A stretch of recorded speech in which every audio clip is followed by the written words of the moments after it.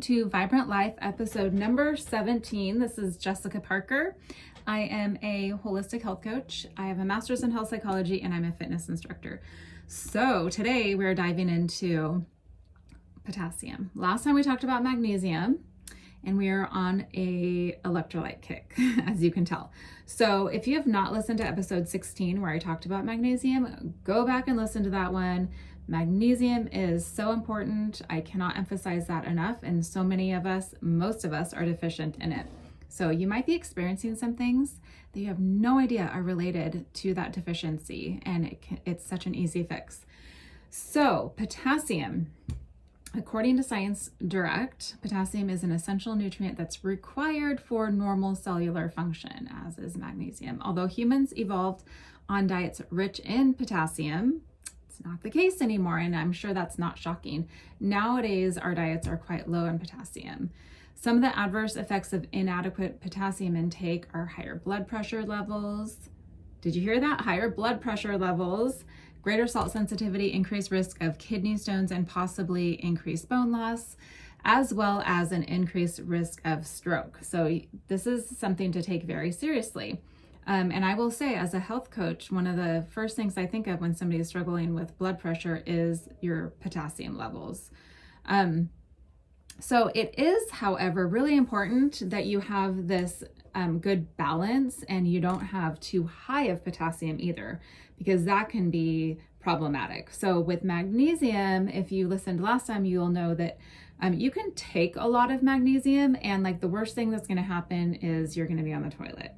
So with that being said, if you struggle with constipation, please go get yourself some magnesium and take a lot of it. But with potassium, it's a different story. If you're too high, then you can have just a series of problems. They might be a little different, but they're very serious, as if you have low potassium. So we're going to dive into low potassium first.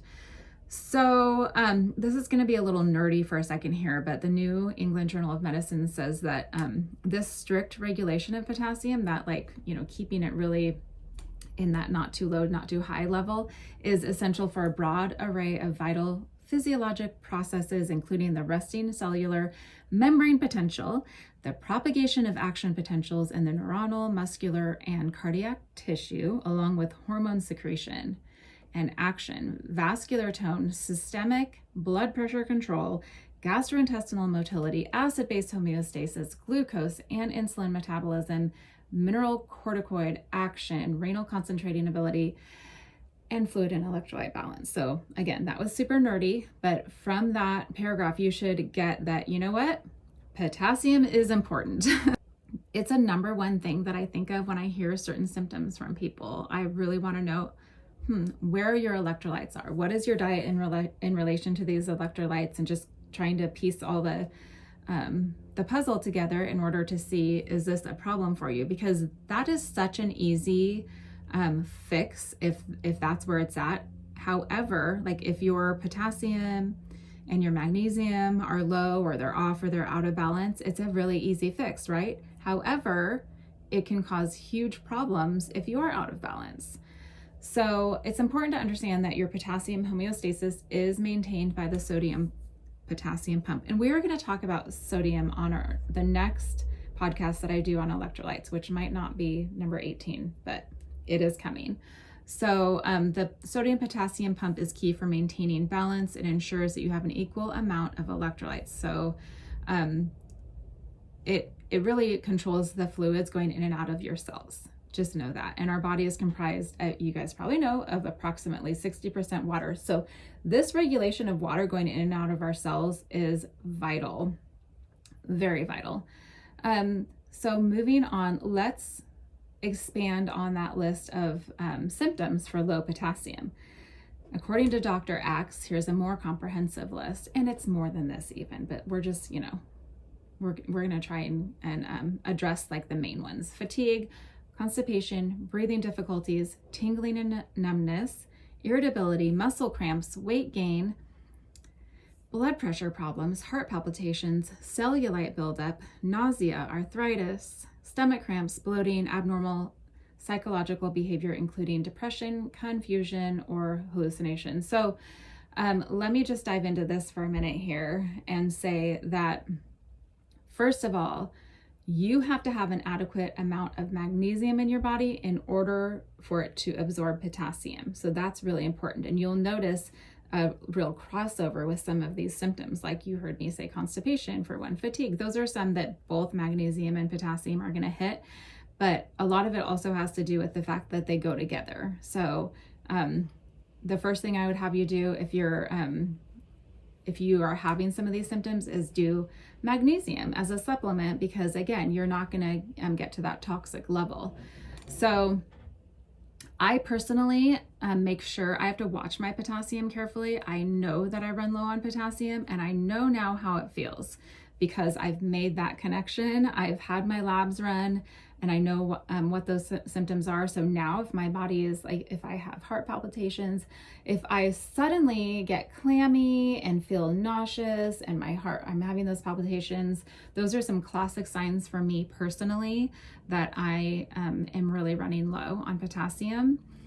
In addition, I personally have never actually had a panic attack, but some of the symptoms I experience feel like what people say they experience with panic attacks. So my advice, and again, this even says one of the symptoms, abnormal psychological behavior, including depression, confusion, hallucinations, irritability. So sometimes people can confuse these physical sensations and symptoms with emotional ones, and there can be crossover as well, again, so that's another thing. If you're experiencing a lot of anxiety, panic attacks, depression, I would for sure explore electrolytes, and definitely run some labs. So when it comes to labs, this can be a little tricky as well. If you know me at all, you hear me talk about the fact that there's the mainstream medical perspective when it comes to our labs and things like that, and then there's a functional perspective. So the mainstream perspective is going to give you an array of your labs and your numbers, and like you can be from here and here, and then you're normal if you're within that range, right? Well, normal does not mean optimal. Optimal is where you're going to be feeling amazing for your age, your gender, all the things, right? I don't want to feel normal. I want to feel optimal. So for me personally, I'll just share with you that, when I'm low, 3.7 for my labs for potassium is too low. I don't feel good when I'm that low. If you talk to a mainstream medical doctor or look it up, you will probably see somewhere between 3.5 and on up in terms of where your labs should be, 3.5 to like 5. If you look up functional medicine, or if you have a functional doctor, they're probably going to start you at 4.2. So if you're under 4.2, even if it's like 4, even if it's 3.9, you're probably going to be feeling it. You're probably going to say, well, okay, I'm so confused because I don't feel good. And I have these like classic low potassium symptoms, but you're saying I'm normal. Well, that's your explanation. So I personally have learned that I can't go below 4.2. I will feel it, and it's not good. So what depletes potassium?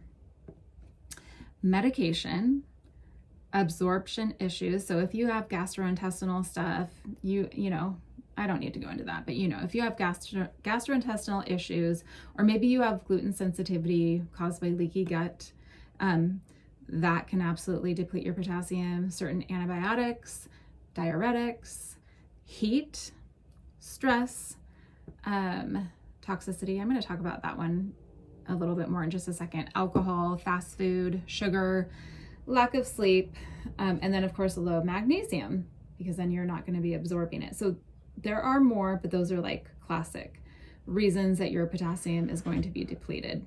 Obviously, if you're sick, things are coming out both ends, you're going to be depleted in electrolytes in general. That's why, as kids, the moms are like, here, have some Gatorade. That's why.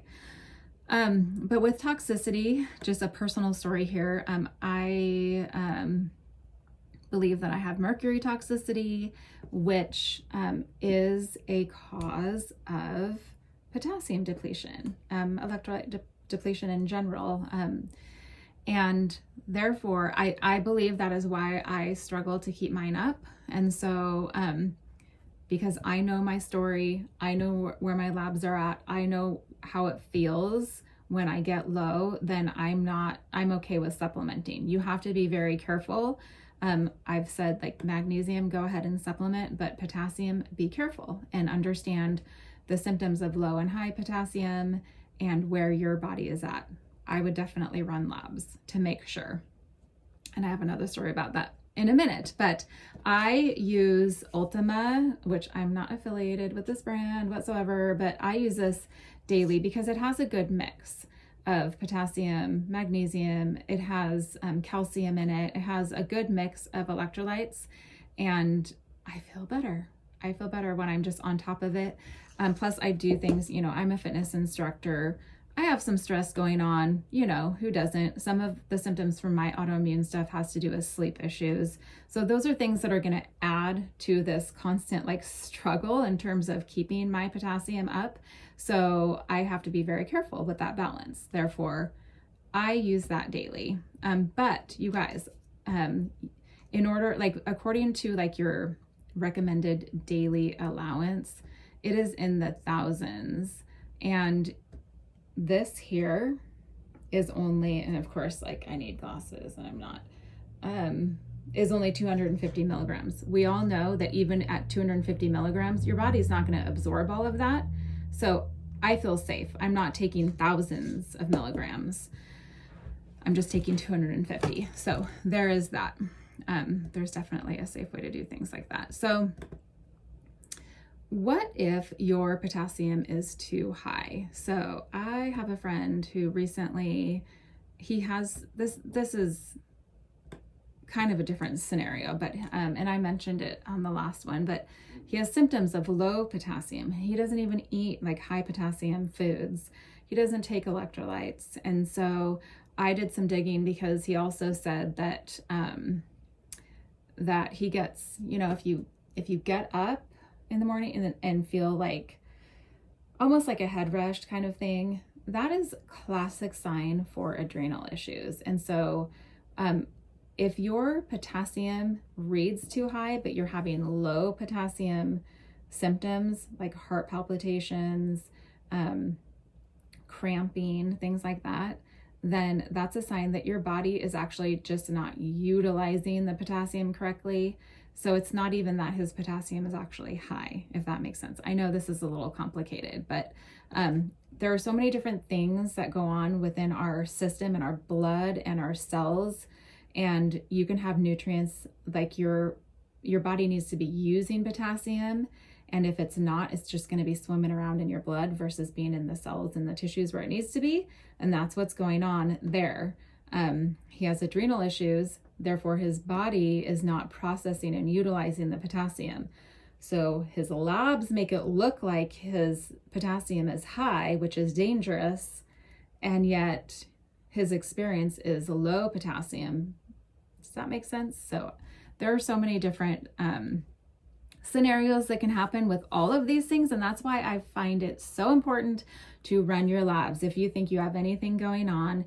And I also recommend getting with a functional doctor because they are going to look at things a little differently. Like I said, they're going to look at your optimal levels. In fact, this friend, I was the one that noticed that his potassium was high. In fact, on his labs, it was red and it said too high. The doctor didn't say anything to him, nothing. I said, I would love to see what those numbers are because you're having all these heart issues. What's your potassium at? What are your electrolytes at? And they said it was fine. Okay, but what is it? What actually are the numbers? And he sent me a picture and it literally said too high. It was 5 point something. I think it was higher than 5.5. I don't know, but it just said too high and it was. So please, please, please be your own advocate. That's the moral of every story that I tell. Please be your own advocate. And if you're not sure how to, that's why people like me exist, to help you. I'm not a doctor and I'm not going to take the place of your doctor, but I will help you navigate and dig and do some research and connect it to your own story so you can figure some things out. Because also what will happen is, oh, well, they're just going to focus, which they are, on this heart thing going on, and they're not actually going to focus on why. If you address those adrenal issues going on, you can focus on lifestyle and diet issues in order to help your body utilize the potassium that it needs the way it needs, versus taking medication or surgery, which they're recommending. So anyway, if your potassium is too high, that's a huge one. You might have kidney things. Obviously, if your potassium is too high, you have some stuff going on. No matter what the story is, you have stuff going on. That's not good either. And so again, I highly recommend getting with a functional doctor. Typically, it's too low. The majority of the time, it's too low. I can't tell you how many times I have had clients or friends or family members have these certain symptoms, and I'm like, what is your potassium like? And that has always been the problem. Like every single time, that's the problem. And I can't tell you how many times it's, they're at the doctor and they said, no, that's not the issue, because the numbers are within, quote, normal. Anyway, but they figure it out and they feel better. So this is the bottom line. If you suspect that you have low potassium, before you reach for a supplement, because like I said, I'm going to just reemphasize this, I'm going to be a broken record. You don't want to be too low or too high. If you suspect you're low, then get your labs run so you know exactly where you're at. But then address the issues causing the low potassium. Reach for magnesium first, because again, you're not gonna cause these detrimental issues if you go higher in magnesium. In fact, depending on what's going on in my life, I take magnesium every day. But if I have extra stress, if I'm having more sleep issues, if it's a certain time of the month, or if I've exercised extra hard and I'm really sore, then I'll take more. And I'm not afraid of having any issues aside from the toilet thing. But eat potassium rich foods. And let me just tell you guys, because everybody typically is like, okay, I'm gonna go have bananas, which makes me twitch a little bit, because bananas, well, they're wonderful. I love bananas, but I don't really eat bananas because I like to control my blood sugar. And I used to be all over the place with my blood sugar before I ever did keto. And even when I was paleo, my blood sugar was out of control, because paleo is not focused on your macronutrients, and you can have lots of carby things and stuff that's going to spike your blood sugar. And I did, and I gained weight. And so I'm careful about that with bananas, because most of the people that I work with are needing to have help with their blood sugar. And so again, I love bananas. Bananas are so yummy, but maybe treat them as a dessert. So really quick, let me just give you an idea. Bananas have about, like a medium banana, around 422 milligrams. Is that milligrams? I'm pretty sure that's milligrams of magnesium. Well, you would be better off having a piece of salmon, which I love, 490 milligrams for 100 gram fillet. You would be better off having a large tomato, 431 grams versus 422 in a banana. Acorn squash, which I love, 437. Lima beans, ew, you don't need to have those. Avocado, one medium avocado has 975 milligrams of potassium. Did I say magnesium earlier? I meant potassium. This is potassium we're talking about. Bananas have 422, roughly. They're all going to vary based on size. Avocados have 975. And avocados are so wonderful. Like, we have them on our keto protocol. I eat them all the time. They're so good for you, and they're not going to spike your blood sugar. Spinach, 3 cups of spinach, 558. That seems like a lot of spinach, but if you make a smoothie with it, which I don't do that, but or have a big old salad. 1 potato, 941 milligrams. So just giving you some other ideas. Bananas, sure, they have a good amount of potassium, but there are other things. Even sardines, if you like sardines, 397. A chicken breast, 391. I would rather have a chicken breast, a grilled chicken breast, than a banana.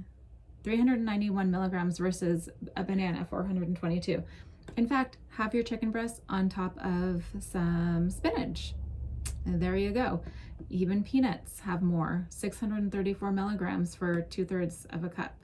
So anyway, just understand that bananas are like always the go-to, and there's so many other things. And then if you go down below, bananas are here, and then down below bananas, lean ground beef even has 318 milligrams. Hello, mushrooms, 318. There's so many different things. You can make a big old salad and you've got plenty of potassium in there. So, and if you're like really eating plenty of potassium rich foods, but you're low, understand that you likely have some other things going on. Toxicity. Are you on meds that are that are depleting your electrolytes? Lack of sleep. Where's your magnesium at? It's really hard to get enough magnesium. Absorption issues. Do you have leaky gut? I'm just running through those again really quick. Obviously, the heat stress type of stuff. Alcohol, fast food, sugar. Address those things before you go for a supplement. Address all of those things. All right, that is it. So this podcast is sponsored by Oregon Valley Farm, which is my family owned and operated pasture-raised meat business. We sell grass-fed and finished beef, pasture-raised pork and chicken. None of it has any antibiotics or added hormones, and you can order. We ship to several different states, so you can order online, and we'll ship it with dry ice to your door. Go to oregonvalleyfarm.com and go to the FAQs to make sure that we ship to your state. If you are local to us, we also offer a local pickup option. You have to schedule that online. And you can find us on Instagram and Facebook as well at Oregon Valley Farm for both of those. And then you can find me at thatvibrantlife.com. Instagram is healthwithjessica and Facebook is healthwithjess. If you guys have any questions or things that you would like me to cover on this podcast, please send me a message. I love to nerd out and dive into all these things, and I hope you have a fantastic day.